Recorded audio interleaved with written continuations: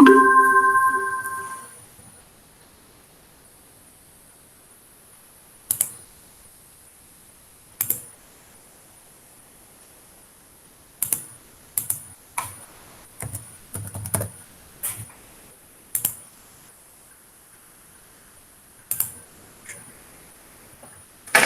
pessoal, se vocês quiserem fazer alguma pergunta, escreve um chat para mim, por favor, que eu tiro o microfone do conector do computador para poder liberar o áudio, para a gente conversar, tá? Eu gostaria de dar sequência e finalizar, né, o assunto correlato aos controladores de torque eletromagnético para plantas mecatrônicas baseadas na máquina de corrente contínua, excitação independente. Então, nós, nas últimas aulas, trabalhamos com esse controlador e a gente buscou, com o modelo da máquina, identificar uma maneira de se controlar o torque eletromagnético, ou seja, garantir que o comando de torque efetivamente chegue ao eixo da máquina, através de sinais que sejam mais fáceis de medir e com sensores mais baratos para serem adquiridos. Tá? Então, sensores quando eu falo mais fácil de medir, são sensores cuja instalação na máquina seja mais fácil. Ok? E aí a gente fez uma imersão no modelo da máquina, deduzimos o modelo e vimos que seria possível controlar o torque eletromagnético através do controle da corrente de armadura e da corrente de campo. E para montar o controlador, a gente fez uma segunda visita ao modelo, perguntando ao modelo o seguinte: qual das duas correntes valia a pena se alterar quando nós quiséssemos promover a alteração de torque. E a gente, então, viu, né, que a dinâmica do circuito de armadura é muito mais rápida do que a dinâmica do circuito de campo. Então, a gente adotou como estratégia de controle de torque a manutenção do campo constante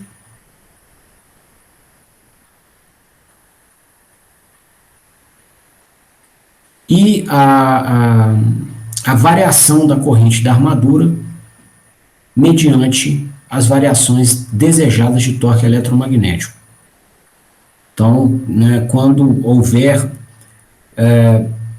solicitações, né, de mudança de trajetória mecânica, ou quando a gente precisar rejeitar a carga mecânica no eixo, né, nós precisaremos variar o torque eletromagnético, e essa variação de torque eletromagnético vai ser feita com o melhor desempenho dinâmico. A gente vai conseguir variar o torque mais bruscamente no tempo, caso a gente altere a corrente de armadura, mantendo o campo constante. Então, a gente, com isso, finalizou as perguntas, né, que nós fizemos ao modelo para poder construir o diagrama de blocos do sistema, que está aqui. Né? Então, a gente finalizou aqui o controlador de torque com duas malhas. Né? Uma malha que regula a corrente de armadura e que está imersa aqui no sistema de controle por realimentação de estados e na representação do próprio eixo mecânico da máquina e da sua dinâmica eletromagnética. E a segunda malha, que regula a corrente de campo, né, e que não tem variações dentro da faixa nominal de operação, né. A gente mantém esse fluxo constante, mesmo quando existe variação de carga ou comando de trajetória. Bom, então, com isso consolidado, nós passamos aqui a buscar um critério para cálculo dos compensadores presentes nessa malha. Né? E aqui está a malha de controle, né, que vai efetivamente garantir as variações de torque. A malha de corrente de armadura, ela está desenhada aqui em separado do diagrama de blocos da planta mecatrônica. E a gente queria hoje calcular, né, os ganhos, o KP e o KI, né, um PI que a gente propõe aqui para poder fazer a regulação da corrente de armadura. Tá? Bom, da mesma forma que nós observamos no controlador por realimentação de estados, nós veremos aqui também, nesse PI associado à corrente de armadura, que comandos de alta frequência, né, ou erros aqui de alta frequência, eles produzirão comandos de tensão na saída do compensador proporcional muito maior do que os comandos de tensão que vão ser produzidos na saída do integral. E se a gente tiver erros de baixa frequência, os comandos de tensão aqui na saída do integral serão muito maiores do que os comandos de tensão de baixa frequência na saída do proporcional. Tá? Então, cada compensador vai dominar o comportamento dinâmico do sistema em uma faixa de frequências. Então, no caso, se a gente tiver operando, né, com erros de alta frequência,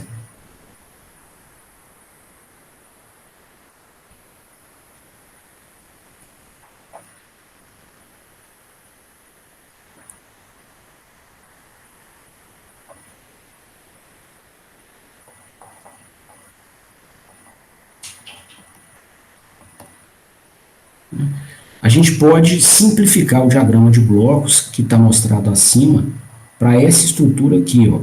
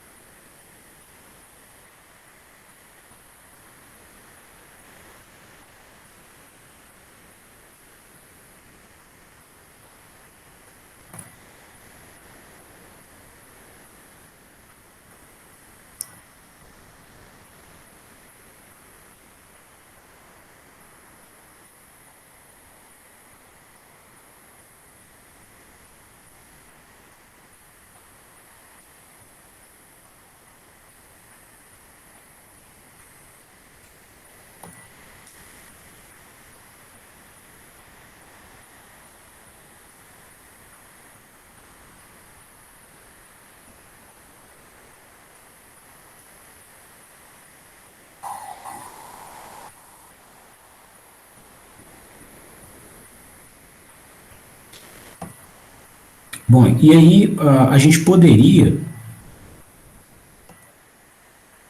calcular aqui o ganho do compensador, alocando-se o polo desse sistema para que o seu módulo coincida com a banda passante que nós gostaríamos que a malha de regulação de torque tivesse, né? Então, inicialmente a gente vai caracterizar essa banda passante para a gente saber o que a gente quer desse sistema de controle, né? Então, a banda passante aqui associada à corrente de armadura, né, ela vai ser caracterizada tendo-se em vista que essa malha aqui é uma malha mais interna do que as demais, tá? Então, aqui, ó, a gente está com o desenho simplificado, mas aqui para trás, né, vinha o compensador por realimentação de estados. Então, aqui havia uma constante, né, de proporcionalidade entre o torque e a corrente, e a gente sintetizava esse comando de torque pela ação dos três compensadores da malha de controle por realimentação de estados.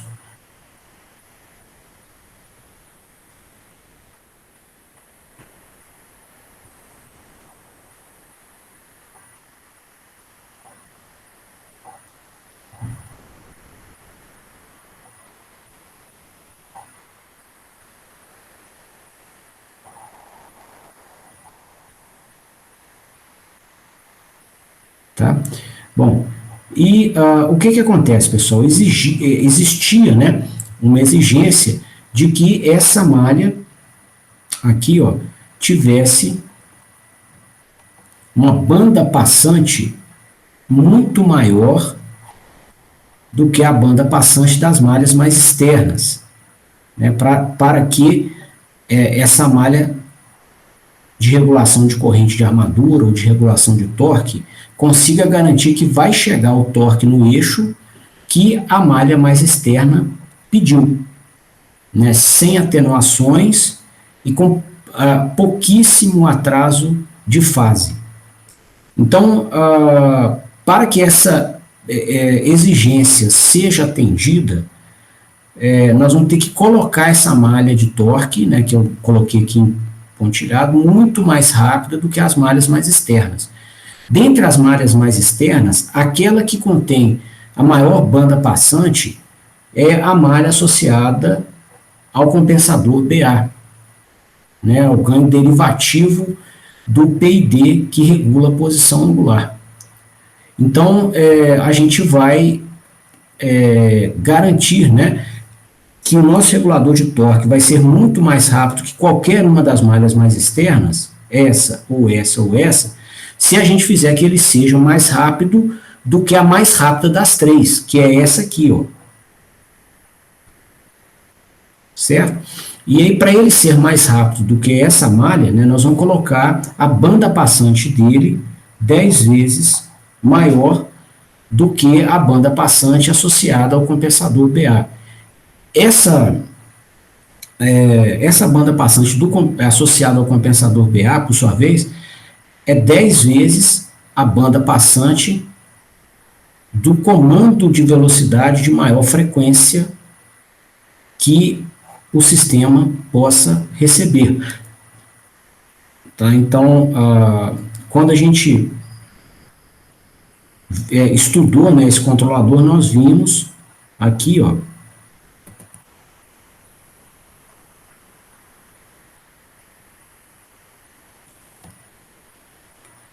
que ele recebe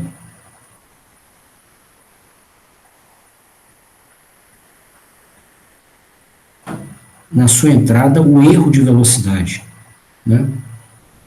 E se a gente quisesse que a própria malha de controle fosse muito mais rápida do que o comando, a gente colocava a malha de controle 10 vezes mais rápida do que a própria banda passante do comando.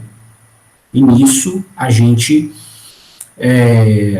caracterizou a banda passante da malha associada ao BA, tal do polo associado ao BA. Agora, então, nós temos uma nova malha, que é essa aqui que está em vermelho, que é a de corrente de armadura, e a gente quer que ela seja mais rápida do que essa malha externa. Então, nós vamos colocar ela 10 vezes mais rápida do que a malha externa, que é o que a gente está mostrando aqui. Beleza?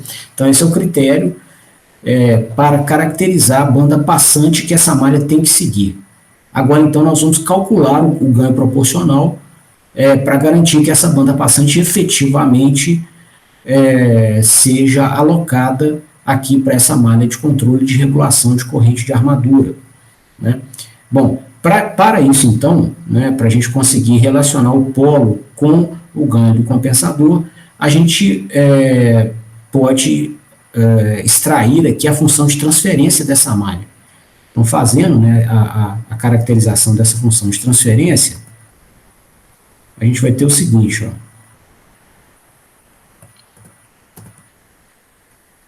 A saída sobre a entrada, né? É essa malha aqui, ó. E aí a função de transferência aqui, vale a pena até saber de cor, né? Quando a malha é simplesinha assim, G, que é o ganho no ramo direto, sobre 1 mais GH, né? Que é o 1 mais o ganho no ramo direto sobre o ganho no ramo de realimentação. Então, G, KP, que multiplica 1 sobre LA vezes 1 sobre S.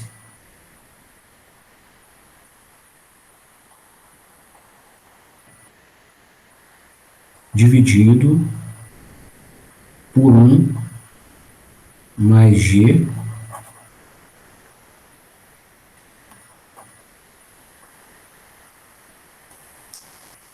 H.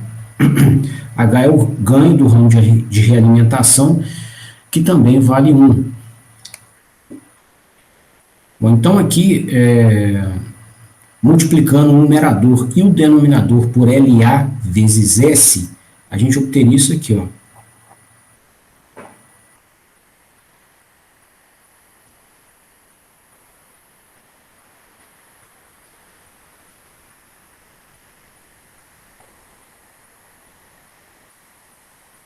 Certo?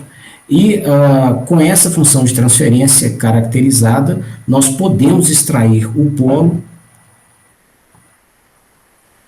pelo polinômio característico, que é obtido igualando-se o denominador da função de transferência igual a zero. O valor de S que faça com que esse polinômio seja igual a zero é o S do polo. Vou colocar aqui S do polo. Então, a frequência desse polo vai ser menos Kp sobre LA. Né?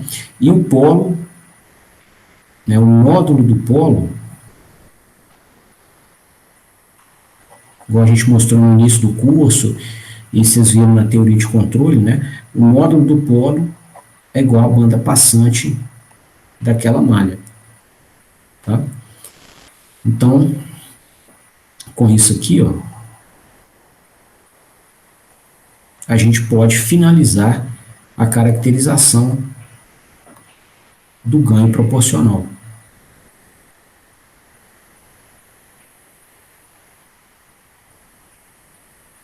O polo é sempre negativo, né? Então,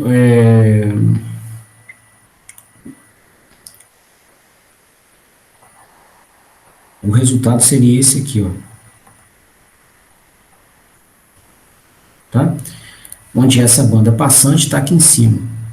Seria 100 vezes a banda passante do comando de velocidade mecânica. Ok? Bom,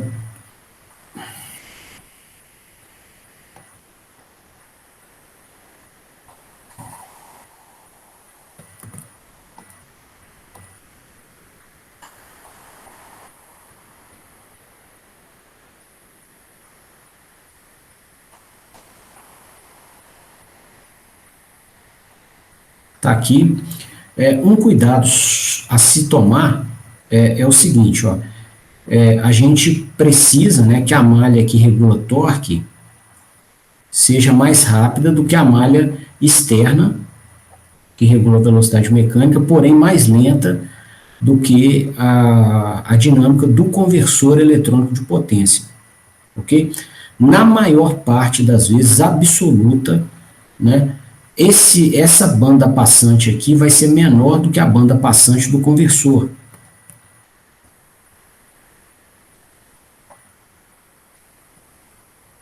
Tá? Por exemplo, um conversor que seja um retificador controlado a tiristor, a banda passante dele é 360 Hz. Você consegue mudar o valor médio na saída dele 6 vezes dentro de um ciclo de 60 Hz. Então, você consegue sintetizar sinais de até 360 Hz. Né? Então,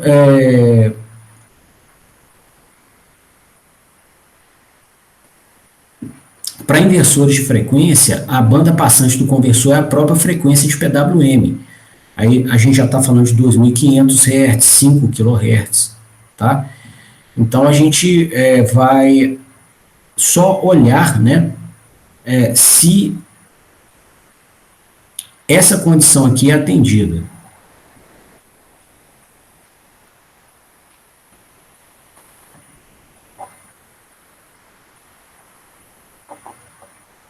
Então, se 100 vezes a banda passante do comando de velocidade for menor que a banda passante do conversor, nós vamos caracterizar a banda passante da corrente de armadura do jeito que eu mostrei. Se não for, a gente vai colocar a banda passante da malha de corrente uma década abaixo da banda passante do conversor, de tal forma que o próprio conversor possa ser visto pela malha mais externa de corrente como sendo um sistema de banda passante infinita. Tá? Nós vamos escrever isso aqui, ó. Então, se a banda passante do conversor for menor do que 100 vezes a banda passante do comando de velocidade, isso vai acontecer na maior parte das vezes, né? Então, se isso for verdadeiro, então a banda passante da malha de corrente vai ser igual a 100 vezes a banda passante do comando de velocidade mecânica. Tá? Se não, a gente vai limitar a banda passante da malha de corrente como sendo 1/10 da banda passante do conversor eletrônico que alimenta a aplicação. Tá? Em qualquer um dos casos, vale do mesmo jeito o nosso critério de cálculo de ganho do compensador. Só vai mudar esse termo aqui, ó. Tá bom? Bom, e como seria o cálculo, né, do ganho integral aqui do PI do regulador de corrente? Então, vamos olhar aqui embaixo.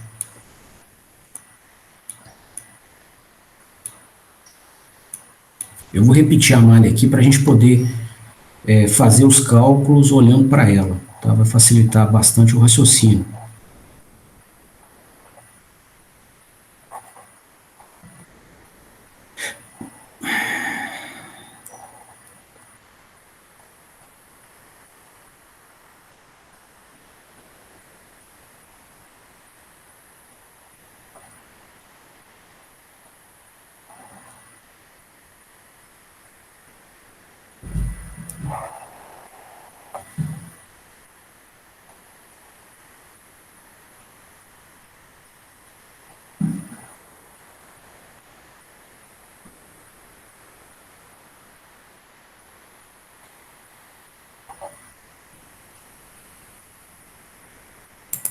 Opa. Oi, quem pediu pergunta?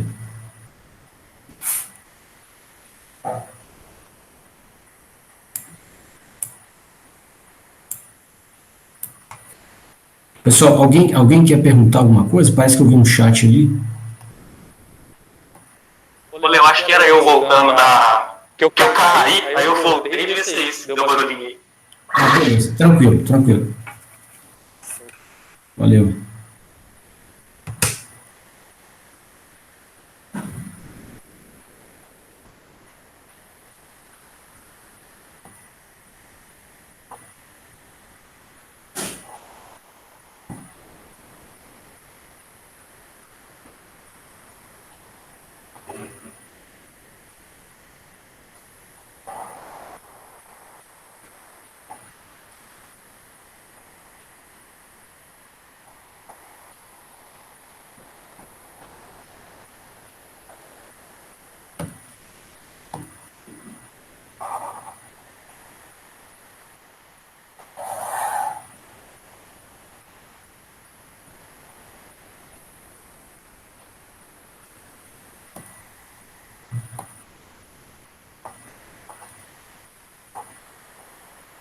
Bom, se a gente estiver trabalhando, né, com frequências mais baixas, com erros de corrente de armadura de frequências mais baixas, né, nós não teremos o comportamento dinâmico totalmente dominado pelo KP. Né, então, a gente vai ter que ponderar também a contribuição do KI. Então, ele vai produzir aqui comandos de tensão, né, uma segunda parcela do comando de tensão, que vai ser, né, não vai ser tão menor do que a parcela do comando de tensão que o KP produz. Né, e por vezes, se a frequência for bem mais baixa, vai ser até maior. Né. Considerando a presença dele aqui na malha, né, produzindo sinais que não possam ser desprezados, a gente vai observar o seguinte, que a função de transferência, vamos escrever a função de transferência para a gente conseguir associar o ganho que a gente quer com os polos do sistema e a banda passante, tá? Então, a relação entre a saída e a entrada dessa malha, né, vai ser o ganho no ramo direto sobre 1 mais o ganho no ramo direto vezes o ganho de realimentação. O ganho no ramo direto vai ser qual, né? Primeiro aqui, esse sinal vai ser Kp mais Ki sobre S.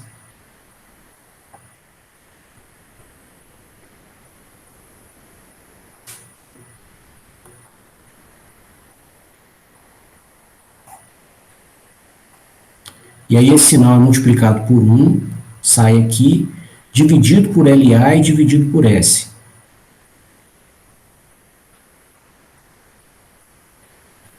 Então esse é o ganho no ramo direto sobre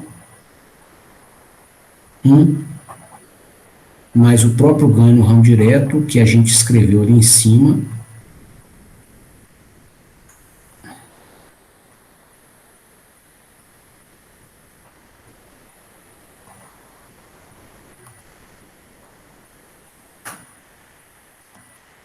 vezes H, né, que é o ganho no ramo de realimentação, que vale 1.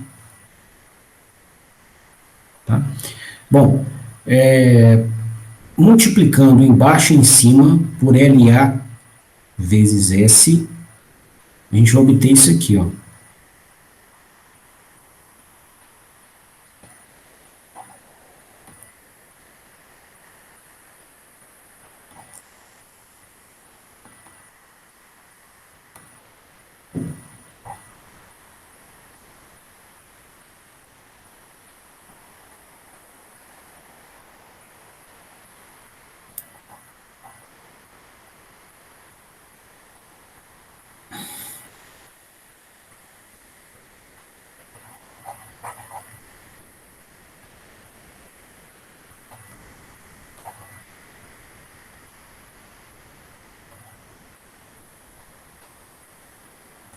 Então, essa aqui vai ser a função de transferência, e nela a gente vê o seguinte, né, até herdando o conhecimento que a gente desenvolveu para o controlador por realimentação de estados e considerando também o sistema mecânico, né? Então, até aquele momento a gente tinha o controlador e o sistema mecânico.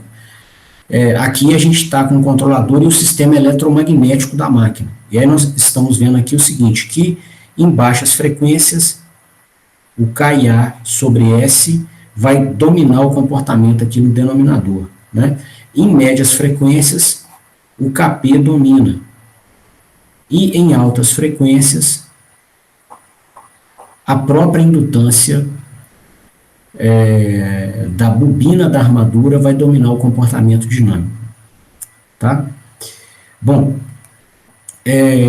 na interface aqui, entre as médias e as altas, as médias e as baixas frequências, tá? A gente pode simplificar a representação do denominador, né, mantendo-se somente a soma desses dois termos aqui. Ok? E aí, se o denominador for simplificado à soma desses dois termos, o polinômio característico teria essa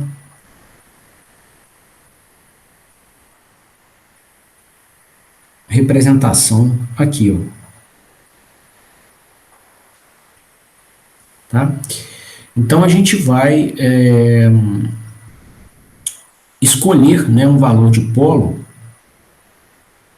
que aloque a banda passante associada ao compensador integral no nível que a gente gostaria, né?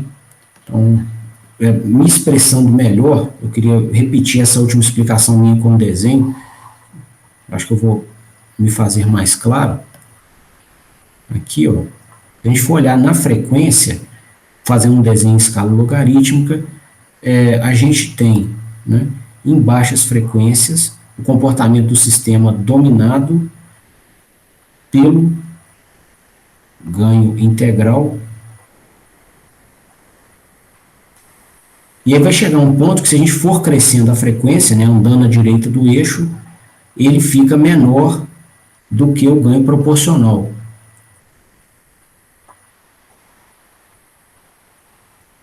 E aí, se a gente for aumentando muito a frequência, né, o termo associado à indutância da armadura da máquina fica maior do que todo mundo, né?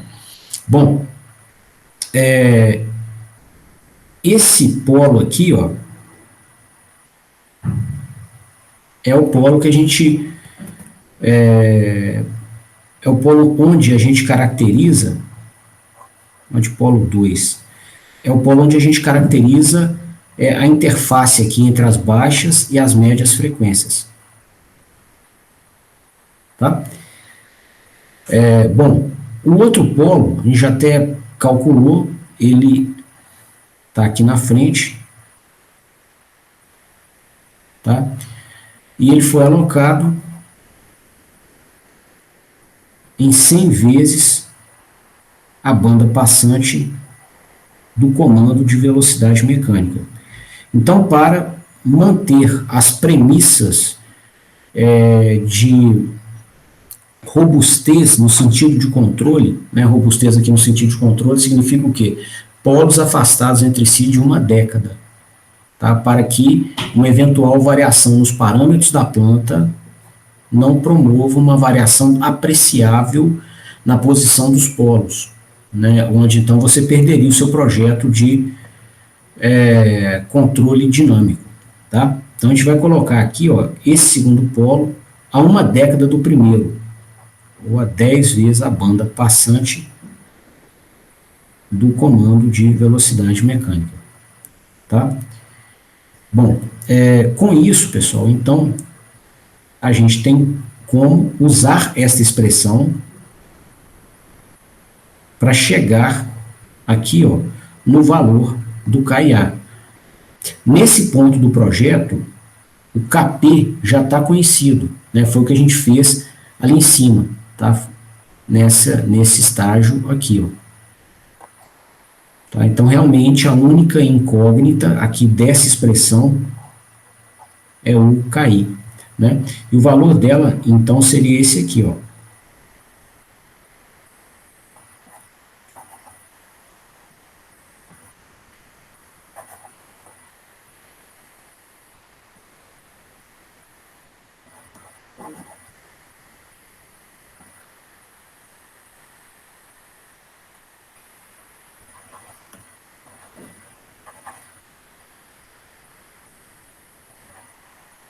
Tá?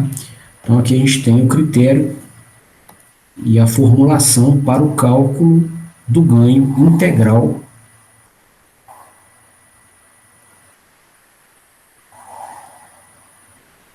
do PI da malha de controle. Ok? Bom, uma última consideração, pessoal, é a seguinte. Quando a gente trabalha com esse sistema, vou deixar ele aqui, ó, com essa representação que está menos carregada do que as outras, nós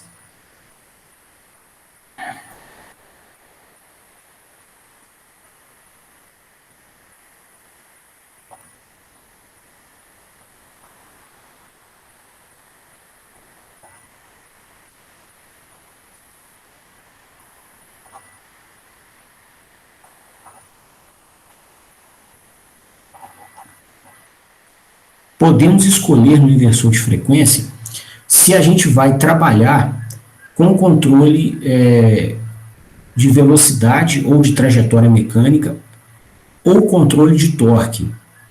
Tá? No conversor da VEG, por exemplo, você habilita, né, uma entrada digital e fala com ela que ela informará ao inversor se o usuário vai trabalhar com controle de torque ou controle de velocidade. E aí você coloca, né, um bit nessa entrada digital, e pelo valor desse bit, né, 0 ou 1, se sabe se o usuário está trabalhando com regulação de velocidade ou torque. Né? E aí, ao se saber, né, se a gente está trabalhando com a regulação, ao se informar, melhor dizendo, ao se informar ao inversor que a gente está trabalhando com regulação de velocidade ou de torque, ele escolhe, ou ele sabe, como interpretar o comando que você passa em uma entrada analógica. Então, vai ter uma entrada analógica, né, com borne a parafuso na interface do inversor, e aí você vai dar o seu comando de referência. Tá? Muitas vezes você tem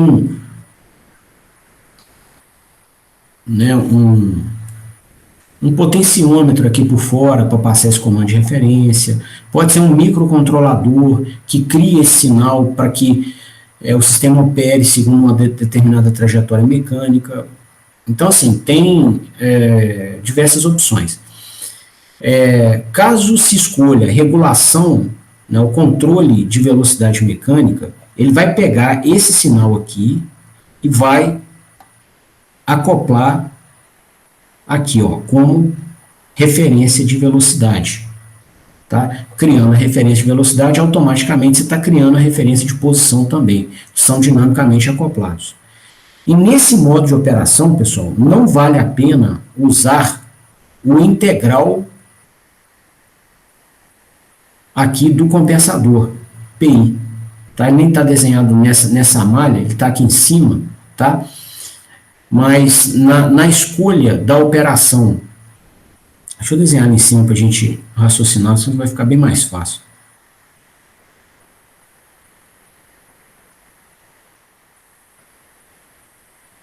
Eu só vou repetir a malha aqui do controlador por realimentação de estados em um contexto que está o PI completo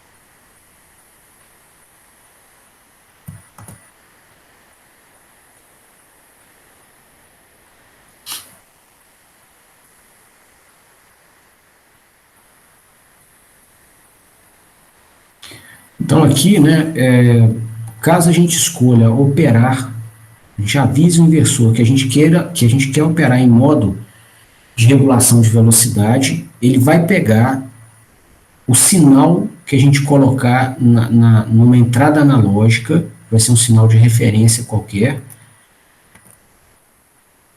e vai aplicar nesse ponto da malha de controle. Tá? Aqui está a interface do inversor, tá bom?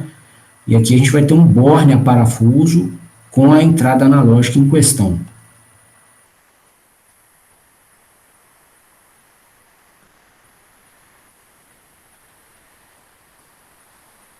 tá? Que vai haver um sinal de referência. Bom, nesse contexto, onde você está operando com controle de velocidade, não vale a pena manter o integrador da malha de corrente presente. Tá? Então, nesse caso, a gente vai fazer com que o KIA seja zero. O ganho integral, KIA não, o ganho integral da corrente de armadura.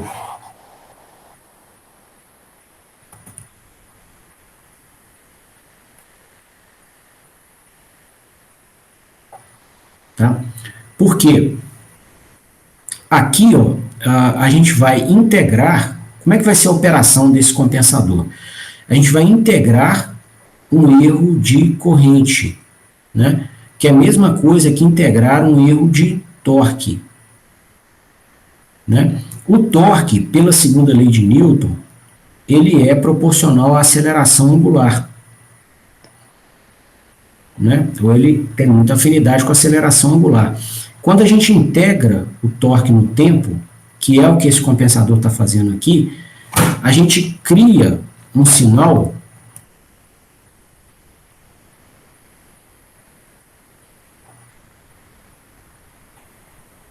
de duas parcelas. Uma parcela vai ser dada, né, pela integral da aceleração, né, do J vezes a aceleração no tempo, e uma parcela aqui dada pela integral do torque de carga.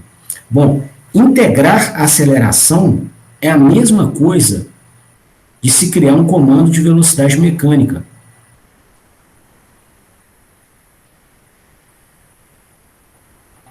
Tá? Só que, então, o que vai acontecer? Na saída desse compensador, nesse ramo de saída aqui, né, a gente vai ter um sinal que vai ser o próprio ganho do compensador vezes o erro de velocidade mecânica, o proporcional a ele, tá? Só que a gente já tem um compensador que faz isso, que é o BA. Então, o BA já cria aqui um comando de atuação que é proporcional ao erro de velocidade mecânica. Então, você passa a ter na malha dois compensadores atuando no mesmo estado físico. Tá? Não vale a pena, porque eles podem criar comandos concorrentes. Esse aqui, por exemplo, o BA, ele pode, em um dado instante, solicitar que o sistema acelere, ele pode pedir aqui torque positivo, né? Então a parcela, o comando que ele cria aqui, né, é um comando de torque, ele pode estar pedindo para que se tenha um torque positivo, e esse aqui cria um comando de tensão de armadura, mas ele pode estar criando um comando de tensão que leve, por exemplo, a uma redução da corrente de armadura, o que significa que você estaria se esforçando com isso para reduzir o torque. Pode até ser positivo, mas está se reduzindo. Enquanto esse aqui pode estar pedindo um comando para crescimento de torque. Tá? Então são comandos contraditórios. Um está tentando aumentar o torque, o outro está tentando reduzir. Né? E isso compromete o desempenho dinâmico. Né? Um atrapalha o outro, a gente gastaria então mais tempo para conseguir chegar no nível de torque que a gente precisa. Tá? Então, não vale a pena. Né? Nesse caso, onde a gente está mexendo com regulação de velocidade, a gente só usa um ganho proporcional na malha de corrente de armadura. Pode zerar o integral. Tá? Não tem problema.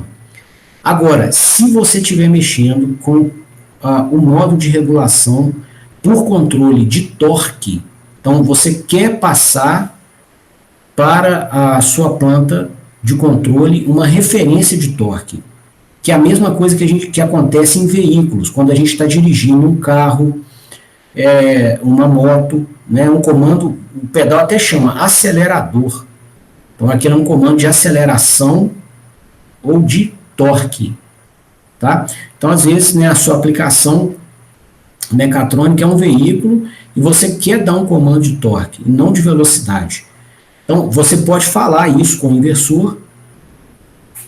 Só apagar um pedacinho. Você pode falar isso com o inversor, né? Pessoal, olha, eu vou trabalhar com comando de torque.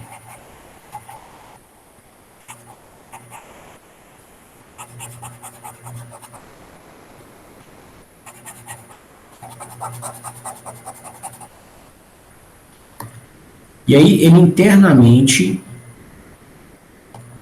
comuta essa chavinha e joga a sua referência, que veio aqui do mundo externo,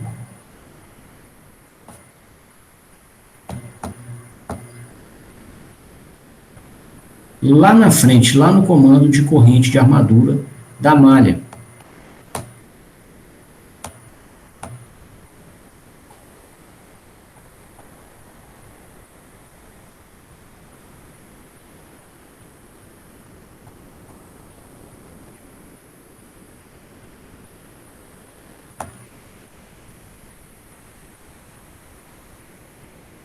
Tá? E aí tem uma outra chavinha eletrônica que ele comuta para cá. Ó.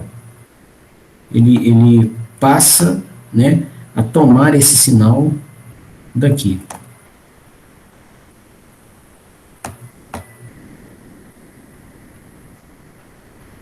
E não mais desse trechinho aqui, ó.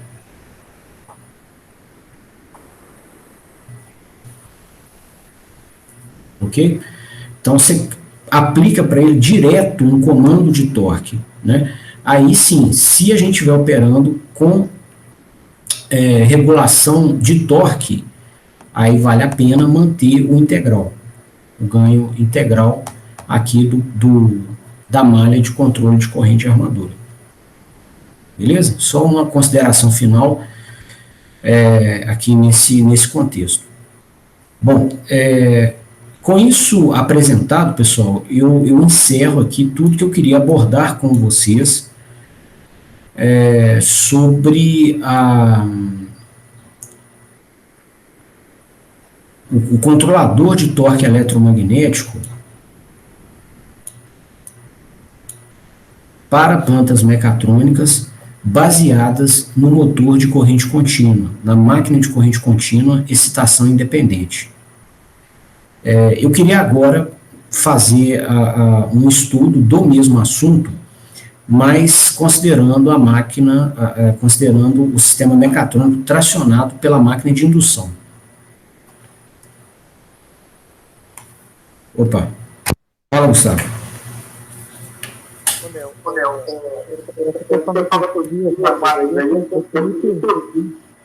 Elas não é ou uma ou outra, dependendo do que você falou aí se eu estou querendo falar torque ou velocidade. Gustavo, o seu sinal, ele veio, o seu áudio, ele veio baixinho, algumas palavras até sumiram. Tem como se aproximar do microfone, porque eu não consegui entender a pergunta. Vê se está melhor assim. Agora melhorou bem, tá bem claro para ouvir. Beleza. Aqui, sobre essas duas malhas do controle aí, eu fiquei meio perdido assim, como que se elas conversam entre si ou se são duas coisas independentes, e aí depende só do que você falou, por exemplo, se eu estou querendo controlar torque ou velocidade. Eu me perdi um pouco nesse assunto. Entendi. Gustavo, elas são independentes, tá? Então, o contexto aqui seria o seguinte, ó, você está com um inversor de frequência que tem esse sistema de controle aqui todo embarcado dentro dele, e você vai falar com ele se você quer operar com regulação de velocidade, e aí ele usa essa malha e as duas simultaneamente, ou se você quer trabalhar com controle de torque, e aí ele só usa essa malha aqui, ó, a de regulação de corrente. Ele começa a malha aqui, ó. Entendeu? Então, Na regulação de velocidade, usa as duas. Na regulação de torque, só usa a malha mais interna, que é a que regula a corrente de armadura. Aqui. E no caso, nos dois casos aí, a amostra que a gente vai ter, vamos dizer assim, a alimentação que a gente vai ter no sistema é um sinal um sinal elétrico, porque, por exemplo, eu fazer a medição de torque, um sensoriamento de torque ficaria muito caro. Isso. Então, o que acontece? Quanto a medição do torque, né, vai ser feita através da corrente de armadura, tá? Da medição da corrente de armadura. Esse sinal de comando aqui, ele vai vir, né, de alguma estrutura externa. Então, essa linha aqui, ó, ela divide o inversor, que está aqui para dentro, que traz as malhas de controle dentro dele, e o mundo externo, que está aqui para fora.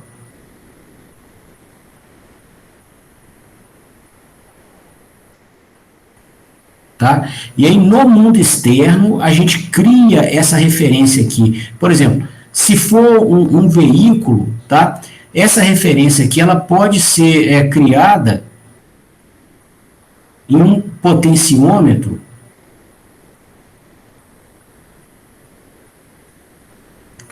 que tem a sua excursão associada, por exemplo, a um pedal de acelerador. Pode ter um pedal aqui que mexe, né, com esse ponto central do potenciômetro, a pessoa pisa,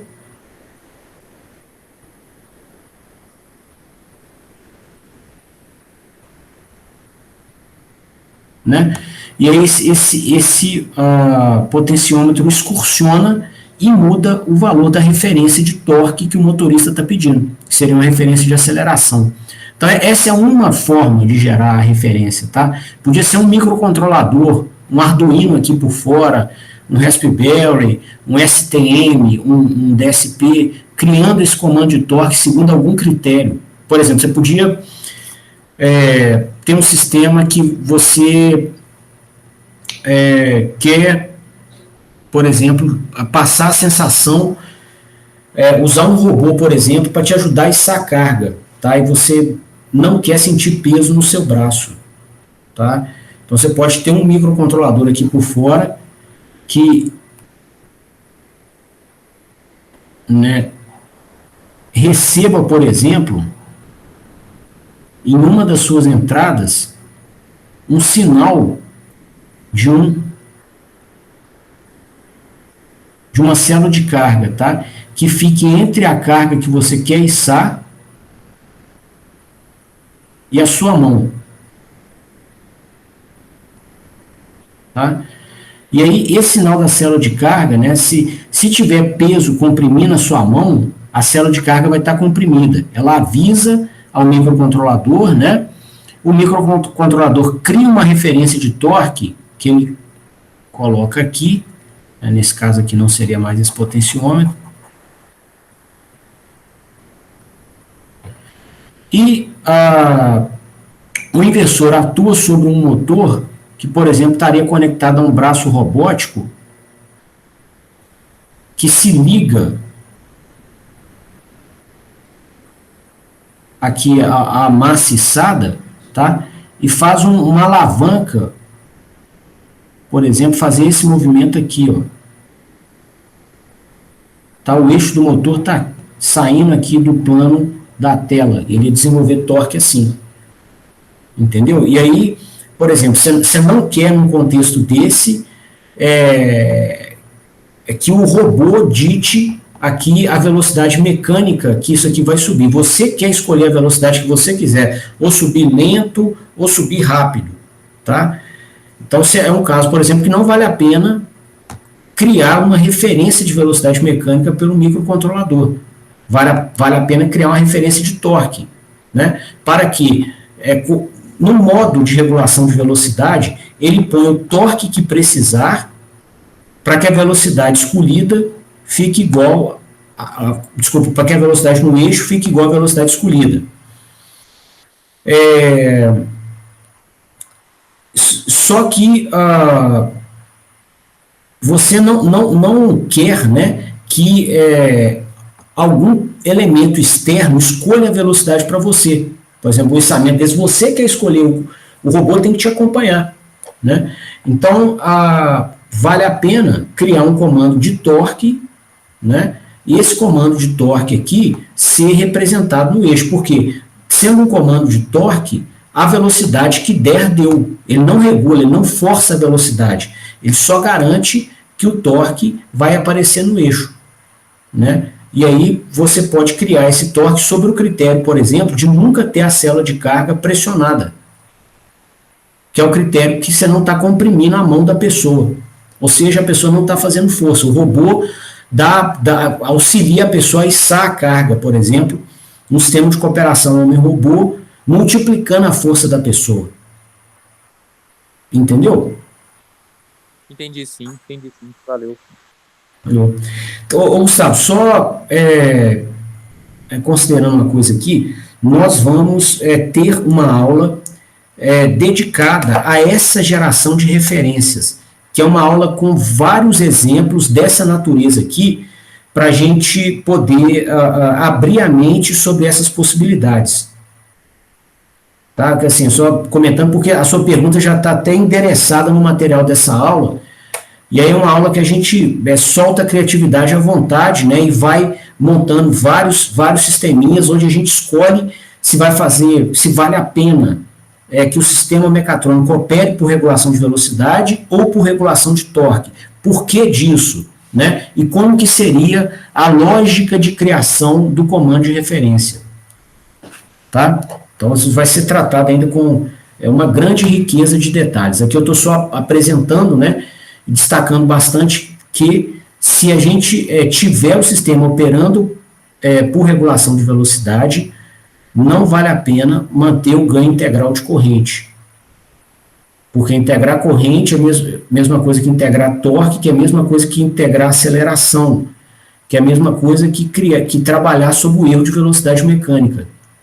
Erro esse que já é compensado por um compensador, que é o BA. Então não vale a pena. Se a gente escolher o modo de controle de torque, tá, o sinal de referência que a gente apresenta para o inversor já é um sinal de torque, aí vale a pena manter o ganho integral, aí não tem problema não. Tá? Bom,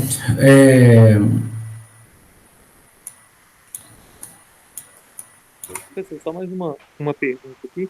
Nessa aula que você comentou, desses exemplos, você pretende apresentar uma parte de prática também, parecido com a do último tópico, do nosso lado? Gustavo, essa aula, a gente, na verdade, apresenta muito exemplo no plano conceitual. Por quê? Se a gente fosse pegar um deles especificamente e desenvolver no MATLAB, a gente iria consumir um tempo que faria falta para mostrar os outros exemplos. Entendeu? Então, nas listas, a gente pode até cobrir isso, mas na aula, eu não paro um exemplo só, porque nessa aula eu tento excitar a criatividade do pessoal pela riqueza de detalhes nos exemplos e pela vasta quantidade de exemplos. Então, ao invés de pegar um e gastar um tempão nele, a gente pega uns 10, né? Gasta menos tempo, mas assim, explica toda a proposta conceitual direitinho, né, para a pessoa se fortalecer intelectualmente, né, para poder sintetizar esses sistemas, caso ela venha trabalhar com isso algum dia. Entendeu? Agora, as listas têm muito material para implementação no MATLAB, né? Aí dá para digamos assim, satisfazer nessa vontade de ver o sistema rodando. Entendi. Então, beleza. Obrigado. Nada. Bom, eu queria então, pessoal, iniciar com vocês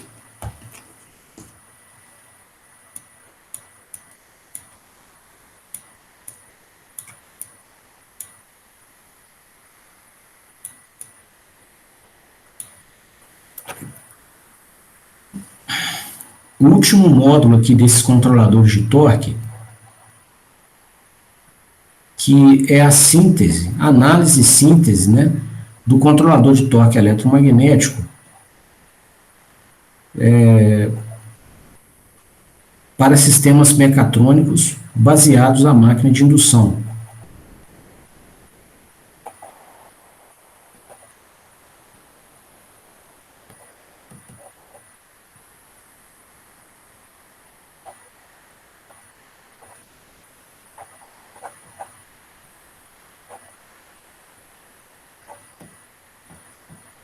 Máquina de indução trifásica, igual a gente fazia no curso de máquinas. Bom, tem uma série de conhecimentos desse controlador de torque eletromagnético aplicado à máquina de corrente contínua que é diretamente aplicável ao controlador de torque para a máquina de indução, né? Nós também teremos, né, no contexto da máquina de indução, clientes, né, que nos exigirão síntese de torque de alto desempenho dinâmico, torque integral. Tá? Então, isso também vai estar presente, né? Inclusive, hoje em dia, muito mais presente do que nas aplicações de corrente contínua, porque a máquina de indução domina as aplicações, né, de controle de movimento na indústria mundial. Tá? Então, o cavalo de guerra da indústria mundial é a máquina de indução trifásica. Tá? Então, ela é muito mais usada do que a máquina de corrente contínua. E, então, né, até pelo uso mais extenso, nós teremos clientes que nos exigirão variação de torque integral. Tá? E esse torque,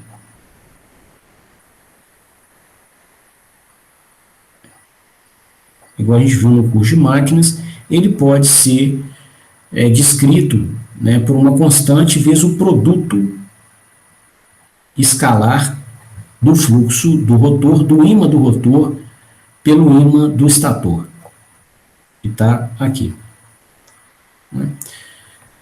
Bom, valem as mesmas perguntas que nós fizemos para a máquina de corrente contínua. Tem como, né, a gente chegar nesses valores de fluxos por alguma variável ou algumas variáveis mais fáceis de medir, né, que medir fluxo também não é um negócio muito fácil, tem que colocar uma bobina de exploração de campo dentro da máquina. Né? Medir torque também não é fácil, então a gente vai fazer uma visita ao modelo para tentar, né, medir esse torque a partir de algum sinal que seja mais fácil de se medir. Mais fácil significa o quê? Que ele tem um sensor mais fácil de instalar e um sensor mais barato de ser comprado. Tá? Então, nós vamos fazer uma visita ao modelo tentando levantar essa resposta. E a outra pergunta que a gente fez para a máquina de corrente contínua, que vale aqui também, é a seguinte: caso nós queiramos, né, ou desejamos, variar o torque em integral, qual dos dois ímãs vale a pena a gente variar? O ímã do estator ou o ímã do rotor? Né, e como? Bom, então, para responder essas perguntas, a gente vai usar do modelo da máquina e da estrutura construtiva dela. Então, eu vou desenhar aqui um corte de seção transversal da máquina de indução. Tá, aqui está o cilindro do estator. Aqui o rotor.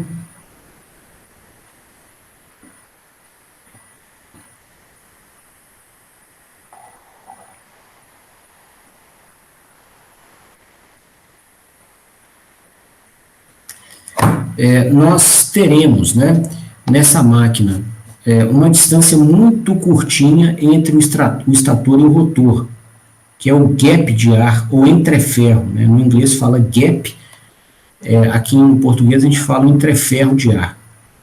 Essa distância é bem curta, né? A gente está falando aqui de alguns milímetros,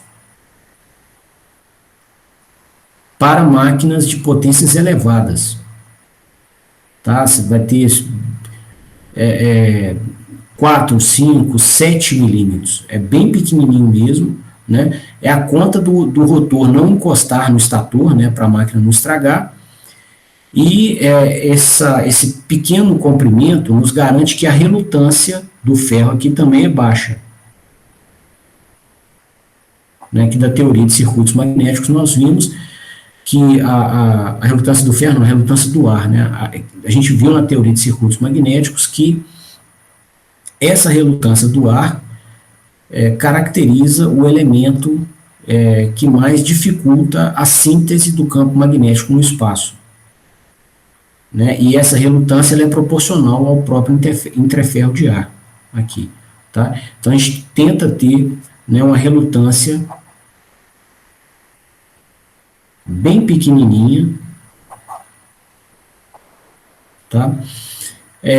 Para que a gente consiga criar muito ímã, um fluxo magnético muito grande para cada ampere de corrente que a gente impõe nas bobinas. Né? E aí a gente consiga muito torque para cada ampere de corrente. A gente aumenta, tem um parâmetro de qualidade da máquina chamada relação Newton-metro por ampere. Tá? Bom, então,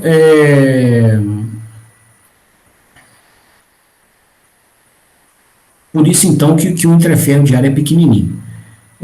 E aí, pessoal, nós vamos observar o seguinte, nós vamos ter um ímã do estator, está aqui polo norte, toda a região dele aqui com polo norte, e aqui a outra região com polo sul do ímã. Esse ímã do estator, né, parte das linhas de campo são configuradas por linhas que saem do estator e chegam no rotor, é um fluxo mútuo. Tá? E a outra parte dessas linhas de campo, elas saem do estator e voltam à própria bobina do estator, é o fluxo de dispersão. Ok? Da mesma forma, a gente vai ter um ímã do rotor, que está aqui, ó. Polo norte dele, polo sul dele. Então aqui a gente tem o ímã do rotor, o fluxo ou o fluxo enlaçado, e aqui o ímã do estator.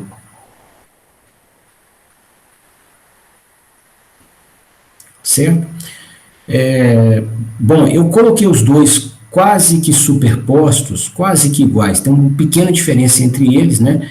Exatamente por conta do pequeno entreferro de ar. Tá? Os assuntos se conectam agora. Eu comentei que o entreferro de ar era pequeno, e o que vai acontecer? Com esse entreferro de ar pequeno, as linhas de campo que atravessam o entreferro, né, que é chamado de fluxo mútuo, elas tanto participam, né, do ímã enlaçado nas bobinas do estator, quanto no rotor. Né? Uma vez que o entreferro de ar é pequeno, basicamente todo o ímã do estator, né, que é sintetizado na sua maior parte por fluxo mútuo, ele vai chegar no rotor,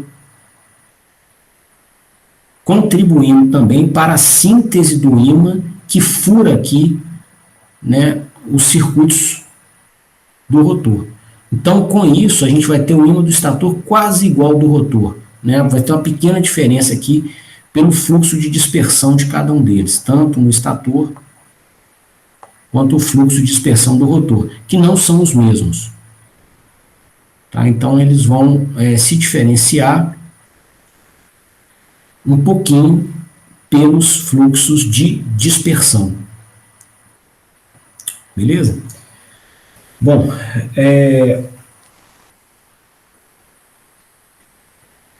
vai existir entre esses dois ímãs, aqui, por conta dessa pequena diferença, né, um defasamento no espaço. Então, se eu colocar uma linha aqui,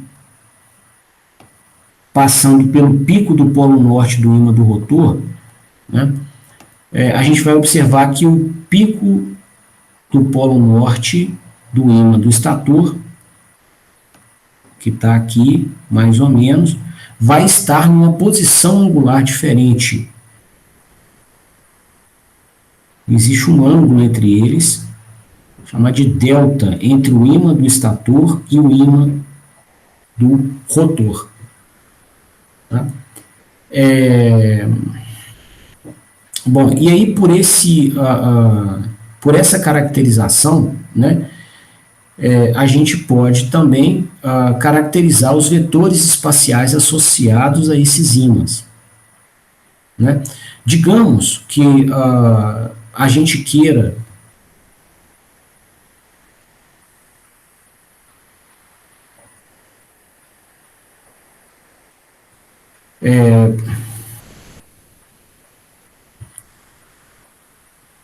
alocar o nosso referencial dq para poder trabalhar com os vetores espaciais, né, igual a gente viu no curso de máquinas, com o eixo D coincidindo aqui com o pico do polo norte do rotor. Tá? Então, esse sistema dq são dois apelidos, né? O eixo D, que é o eixo direto, é o eixo real do plano dos complexos, e o eixo Q, que é o eixo em quadratura, representa o eixo imaginário do plano dos números complexos. Bom,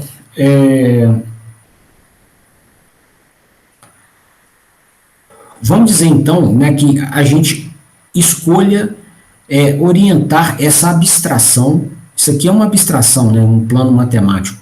A gente escolha orientar essa abstração colocando aqui o eixo D junto ao pico do polo norte do rotor. Tá? Então, esses ímãs vão girar e o eixo dq, o sistema dq, vai girar junto com os ímãs. Né?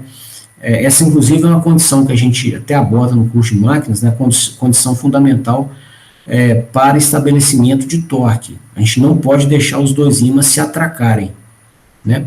Nesse caso aqui da máquina de indução, nós não temos comutador para garantir, né, que o ímã, igual o ímã de armadura e de campo, eles ficam sempre a 90 graus, em qualquer momento, tá, que você olhar a máquina. Né, porque você tem uma estrutura de comutador no rotor que garante isso. No caso da máquina de indução, a gente não tem. Não há comutador. Então, o que nós vamos ter que fazer para garantir que a máquina sempre desenvolva torque no eixo? Sempre, ou desenvolva nos momentos que a gente queira. Né? A gente vai ter que fazer com que os ímãs rotacionem. Né? E para que a gente tenha torque médio não nulo, né, para o torque não ficar pulsando com valor médio não nulo, nós vamos ter que garantir que esse ângulo aqui seja constante em regime permanente. Então a gente vai fazer os dois ímãs girarem, o ímã azul e o ímã vermelho, de tal forma que o ângulo entre eles se mantenha constante, caso a gente queira manter o torque constante em regime permanente. Né? E aí, ao girar os dois ímãs, criar o campo girante, igual a gente estudou no curso de máquinas.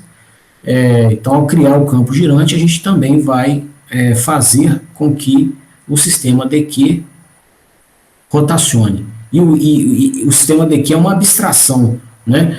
É um plano matemático que a gente está usando para representar sinais trifásicos da máquina, como números complexos, como vetores espaciais.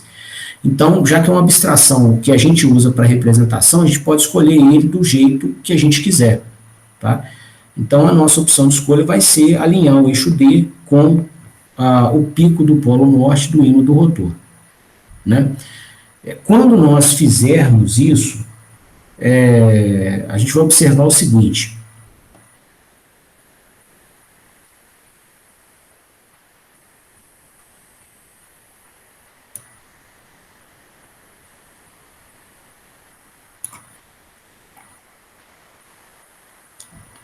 Nós seremos capazes, né, de, então, aplicar a transformada de Clark e de Park. Eu vou omitir os cálculos aqui e usar só o resultado final com o conceito. Né? Então, a gente vai criar aqui um número complexo, que é o fluxo de rotor. Né? Que é um número complexo que tem a mesma amplitude do ímã do rotor no espaço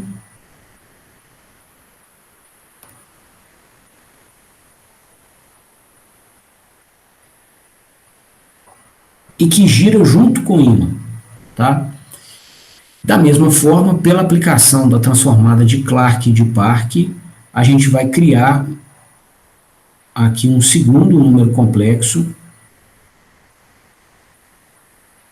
que é o fluxo de estator, que vai ser um número complexo que tem o mesmo módulo do ímã associado a ele, que é o ímã girante do estator, e que gira junto com o ímã.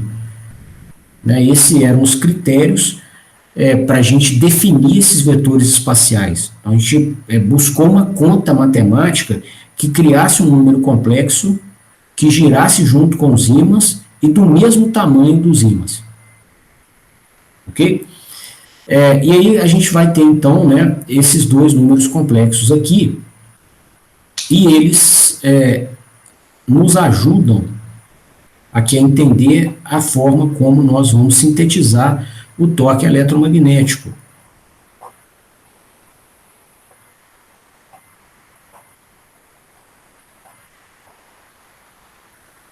Então, nesse caso, o torque, a rigor, é uma grandeza vetorial. Né? No curso de máquinas, ou geralmente aqui nos estudos de máquinas, a gente trata como escalar, porque o sistema só tem um grau de liberdade, ele só pode rotacionar em torno do eixo que está saindo aqui do plano. Tá?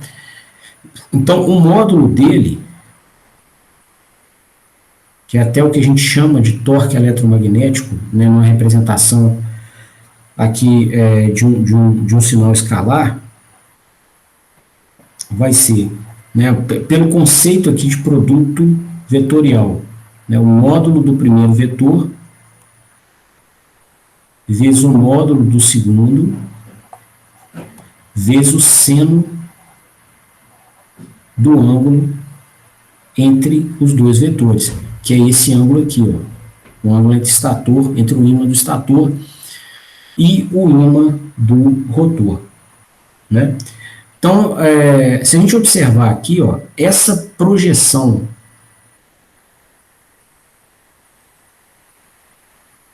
aqui, ó, na direção ortogonal ao eixo D, que é o que a gente está chamando aqui de eixo Q, vou colocar uma cor mais fraca aqui para não carregar o desenho.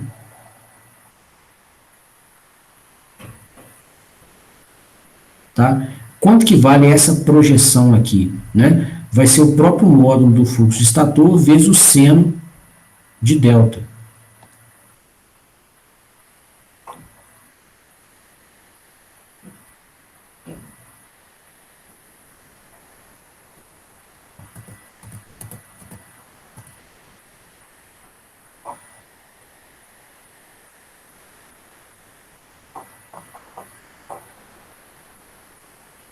Né?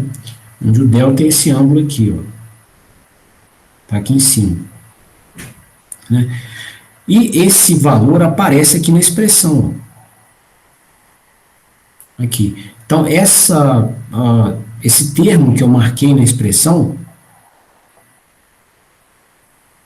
vai ser o quê? A própria projeção do fluxo na direção do eixo Q. Então, vai ser o fluxo de estator em eixo Q, né, a parte imaginária do vetor espacial de fluxo de estator. E o fluxo de rotor, que é o vermelhinho, a gente optou por sempre deixar alinhado com o eixo D. Foi uma proposta, uma sugestão nossa aqui, e sobre a qual nós temos liberdade. Né, podemos escolher aqui o eixo D alinhado com o fluxo de rotor. Então, aqui o módulo do fluxo de rotor, que é o tamanho do vetor aqui, ó, vai ser igual à própria projeção na direção D. Então, esse aqui é o fluxo de rotor em eixo D. Então, com isso, né, a gente pode falar que o nosso torque eletromagnético, né, vai ser uma constante que depende de parâmetros construtivos da máquina, vezes o fluxo de rotor em eixo D, vezes o fluxo de estator em eixo Q. Né? Bom,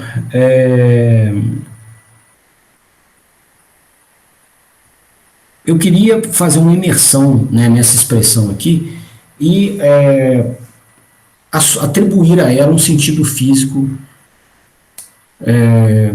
um pouco mais denso, tá, para a gente dominar melhor o equipamento.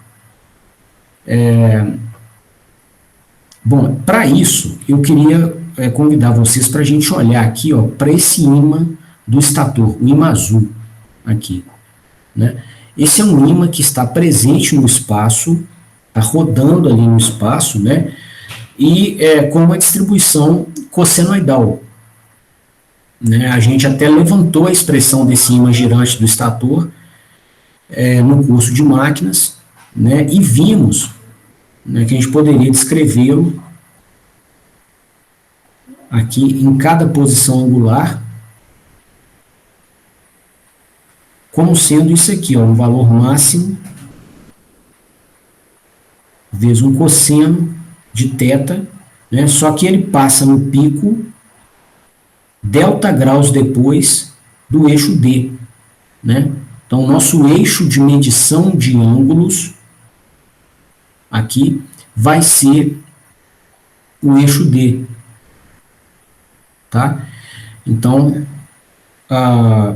essa cossenoide está atrasada de delta graus ali. Tá? Ela não passa no pico na posição angular 0, que é aqui o eixo D. Tá? Então, a gente vai... também uma segunda abstração aqui, né? E uma segunda escolha nossa. Nós vamos medir ângulos a partir da posição do eixo D. Beleza? Bom, com essa caracterização do ímã no espaço, né? A partir do momento que você fala isso, você pode escolher qual posição angular você quer e saber dessa expressão qual o valor que o ímã vai ter naquela posição angular. Né? Qualquer uma, por exemplo, essa posição angular aqui, ou aqui, ou aqui, tá? Ela vai nos dar esse resultado. E desenvolvendo essa expressão um pouco mais, né, aplicando propriedade trigonométrica, a gente tem aqui cosseno de A menos B. Isso é cosseno A, cosseno B, mais seno A, seno B. Então, o resultado seria esse aqui, ó. O valor máximo do fluxo de estator, cosseno B, cosseno A, estou invertendo aqui, que vai fazer sentido depois, mais seno B, seno A. Ok? Então, a gente observa nesse último resultado que nós podemos caracterizar esse ímã no espaço, em cada posição angular do espaço, pela soma de dois ímãs. Um ímã que também se distribui no espaço de maneira cossenoidal, com essa amplitude que eu marquei em azul. E um outro ímã somado a um outro ímã, e esse outro ímã é um ímã senoidal, ele se distribui no espaço de maneira senoidal e tem a sua amplitude igual a esses termos que eu marquei aqui em azul também. Né? Se a gente olhar as nossas ferramentas de representação dos ímãs, né, você vai ver aqui o seguinte, ó, o fluxo máximo de estator cosseno de delta vai dar exatamente a projeção do fluxo de estator na direção D.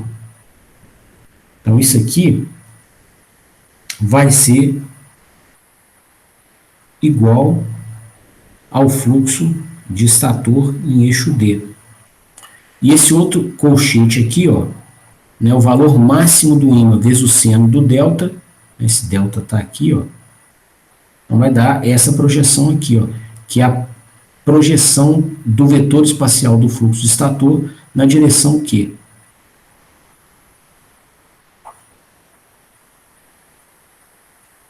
Tá? Então, a amplitude dessa segunda senoide é o fluxo de estator em eixo Q. De onde, então, a gente pode dizer que esse ímã do estator no espaço, né, seria dado por essa cossenoide aqui, mais esta senoide.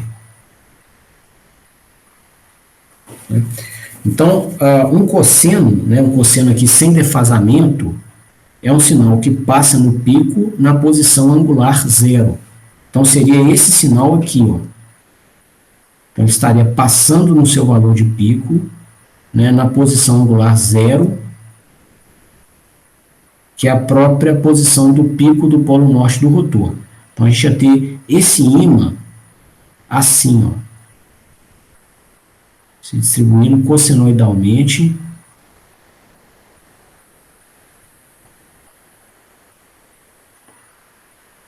Aqui, tá? Vamos chamar ele de fluxo de estator 1. Só para a gente aqui conseguir associar a nossa expressão com o nosso desenho.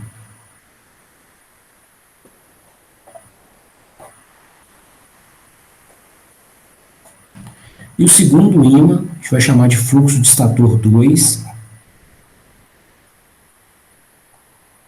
Né? Ele é um ímã senoidal, uma senoide passa no pico 90 graus depois, né, da posição angular de referência. Então, olhando lá na nossa máquina, né, 90 graus após a posição de referência, significa o quê? O eixo Q. Então, vai ser uma senoide presente aqui, ó.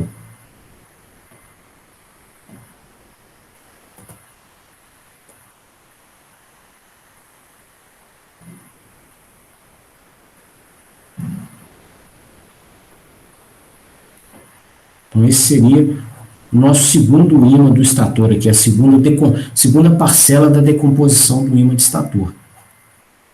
Tá?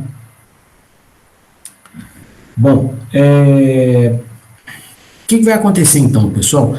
A síntese do torque, né, olhando para o ímã do estator, através da sua decomposição, tô olhando o ímã do estator agora, por essa parcela, e essa outra verdinha aqui, né, a gente vai observar o seguinte,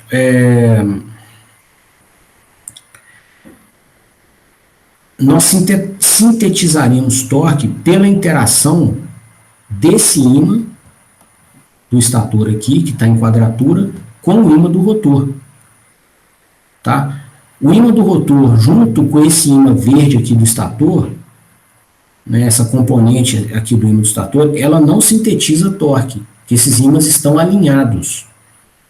Tá? Então, elas não vai produzir torque. Então, o torque ele vai nascer, né, pela interação entre o ímã do rotor e a componente, a parcela do ímã do estator que está aqui a 90 graus do ímã do rotor, que é essa aqui, ó, tá?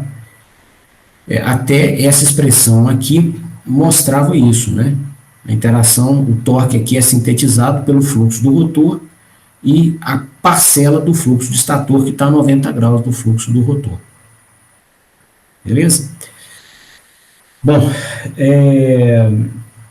então ali foi só como eu falei, só um enriquecimento do elo entre o fenômeno físico e essas ferramentas matemáticas abstratas que nós estamos trabalhando.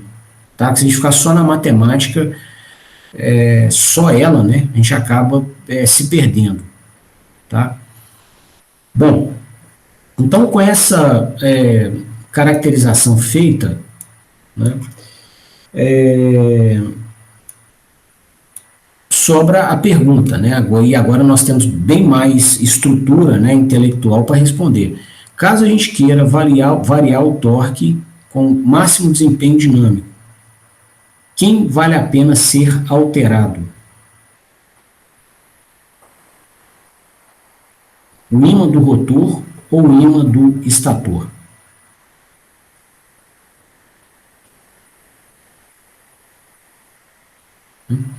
Bom, esse ímã do estator em eixo Q, pessoal, igual a gente mostrou aqui, ó,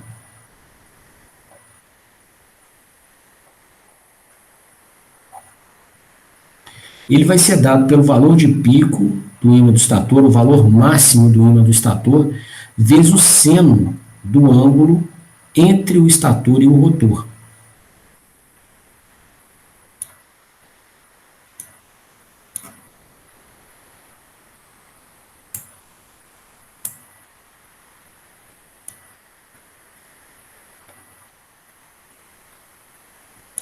Fazer essa análise aqui do lado para a gente aproveitar o desenho, tá? Que aí, seguindo o desenho vai ser mais fácil raciocinar aqui.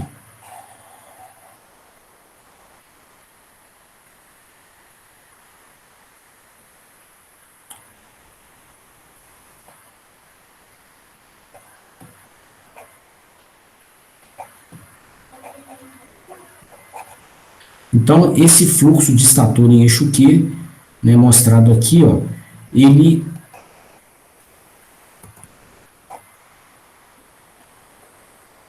vai ser igual ao valor máximo do ímã vezes o seno do ângulo entre o ímã do estator e o ímã do rotor. Só que, pessoal, esse ângulo entre os dois ímãs é pequeno, pelo argumento que nós apresentamos no início da aula, tá? O quê? Que o entreferro de ar entre o estator e o rotor é pequeno. Então, a gente favorece aqui a circulação da maior parte do fluxo do estator para dentro do rotor. Então, são ímãs quase iguais, né? Cada ímã desse é sintetizado por uma parcela mútua que sai do estator e chega ao rotor, mais as linhas de dispersão.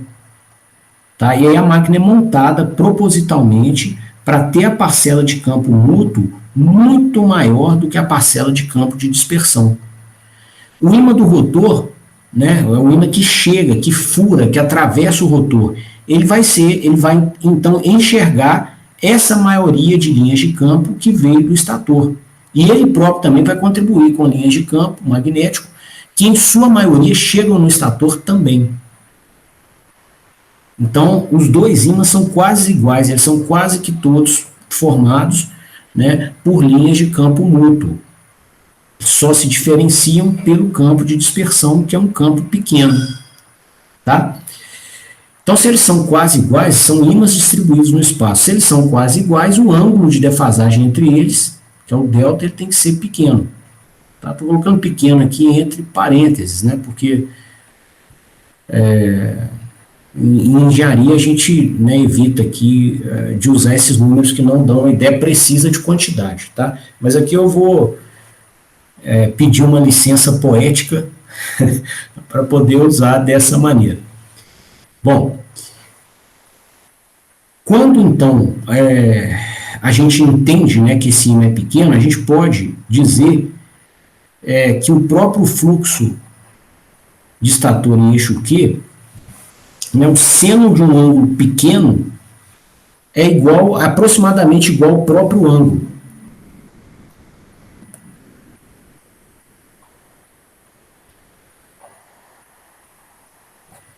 Quando esse ângulo está descrito em radianos.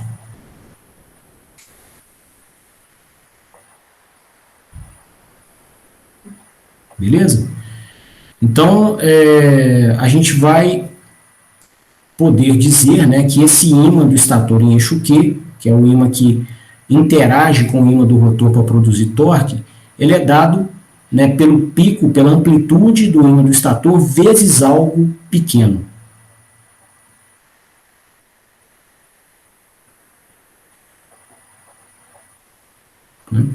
Vamos ver agora o ímã do rotor, que é a segunda parcela responsável pela síntese de torque. Bom, o ímã do rotor em eixo D, né, que nesse caso aqui é o próprio ímã do rotor mesmo, não tem parcela na direção Q, porque nós escolhemos, da nossa liberdade aqui, colocar o eixo D alinhado com o ímã do rotor. Né? Então, esse ímã do rotor aqui,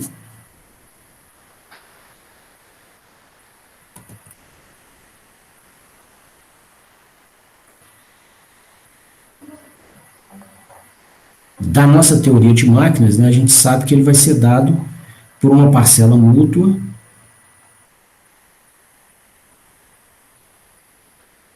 mais uma parcela de dispersão, que é a indutância de dispersão vezes a corrente de rotor. No laboratório, eu mostro para vocês, né, que existem valores empíricos, faixas típicas de valores empíricos para esses parâmetros. Né? Então, as indutâncias mútuas aqui são da ordem de 3PU, que caracterizam um valor aproximadamente 40 vezes maior do que a indutância de dispersão do rotor. Tá? Bom, se a gente estiver, por exemplo, próximo ao ponto nominal, tá? A corrente do rotor e do estator vale aproximadamente 1 PU.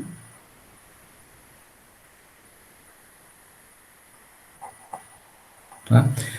Só que a gente mostra também, né, no laboratório, né, pelo circuito equivalente da máquina em regime permanente,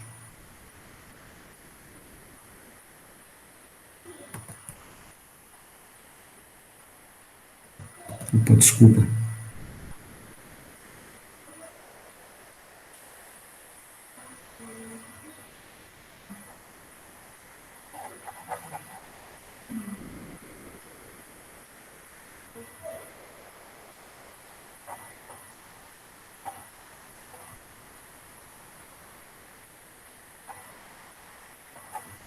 Que essas correntes, né, de estator mais a corrente do rotor, elas são orientadas dessa maneira, né, e a soma das duas, igual aparece aqui, é a corrente que circula no ramo mútuo, que é esse aqui, ó.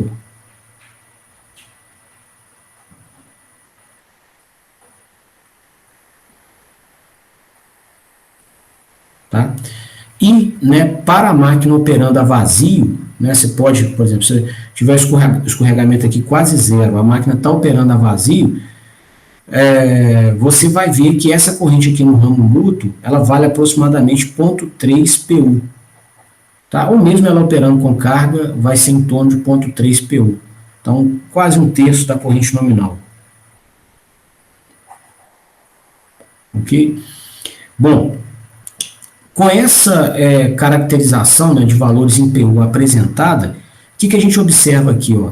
Que esse produto, esse fluxo mútuo, a parcela mútua do fluxo do rotor vai valer em torno aqui de 1 PU, e a parcela de dispersão do fluxo de rotor vai valer aqui em torno de 0,075 PU, próximos aí ao ponto nominal. Né? Aqui, no fluxo de estator em eixo Q, que é a outra parcela que contribui para o torque, né, esse pico do ímã do estator, ele é quase igual aqui, ó, ao fluxo mútuo do rotor. Né? O ímã do estator ou o ímã do rotor são quase integralmente sintetizados pelo fluxo mútuo que um cria no outro. Então, os dois recebem esse mesmo fluxo mútuo. Então, se esse fluxo mútuo aqui no rotor vale 1 PU, no estator também vai valer 1 PU. Só que a gente vai multiplicar ele por um número pequeno, tá? Vai ser uma diferença angular pequena entre o ímã do estator e do rotor. Né? 10 graus, 5 graus, né? 5 graus é em torno de 0,1 radianos, 12 graus, né? 60 graus é 1 radiano, tá? Então 6 graus vai ser 0,1 radianos, 12 graus vai ser 0,2 radianos, tá? Então você vai ter um trenzinho pequenininho aqui, ó. ponto 1, ponto 2, tá? De tal forma que o produto todo dos dois fica em torno de ponto 1 PU, tá? Então, você tem o ímã do rotor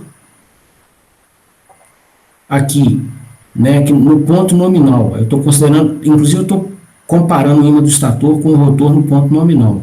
Então, ele tem em torno de 1 PU, e o ímã do estator tem em torno de 0,1 PU. Então, o ímã do rotor, ele é muito maior do que essa parcela do ímã do estator em eixo Q. Faz sentido, né? Já que o ímã azul é quase igual ao vermelho, né? A projeção do ímã azul nessa direção vai ser pequena frente à projeção do ímã vermelho, que é o fluxo do rotor. Tá?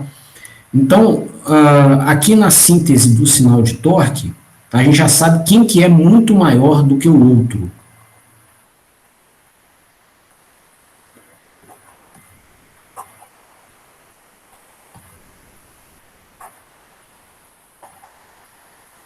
Ok? O fluxo de rotor em eixo D é muito maior do que o fluxo de estator em eixo Q. Bom, essa é uma informação nobre para a gente, então, escolher, né, qual dos dois vale a pena variar quando a gente quiser variar o torque de maneira muito brusca. Tá? Bom, para a gente fazer essa avaliação, eu queria parar a aula hoje e amanhã a gente fazer essa avaliação, porque o raciocínio que dá suporte a essa conclusão, ele é longo e não vale a pena cortar no meio. Falta 5 minutos para acabar a aula, eu acho que convém parar e retomar o assunto amanhã. Eu queria então perguntar a vocês se vocês entenderam, se tem alguma pergunta, alguma consideração, eu estou disponível para tirar as dúvidas. Pô, Léo, apesar de ter muita informação para assimilar, eu não tenho dúvida não, pelo menos não por enquanto. Né? Beleza. Gustavo, esse assunto, cara, assim, realmente ele é pesado, ele é muito abstrato, tá? Então, assim, né, que a gente limpa aqui ao máximo, né? Mas ele custa depois um estudo, né? Calmo, com tempo, né? Repassando aqui as análises físicas e matemáticas para consolidar o aprendizado. Tá? Ele realmente, assim, só de pegar visualmente primeiro, ele é bem difícil. Tá? Beleza. Ô, moçada, então, tão bacana, eu agradeço a presença de vocês e queria desejar uma boa noite. Amanhã a gente se vê de novo, então, às 17 horas. Beleza? Até mais. Beleza. Valeu, boa noite. Boa noite, moçada.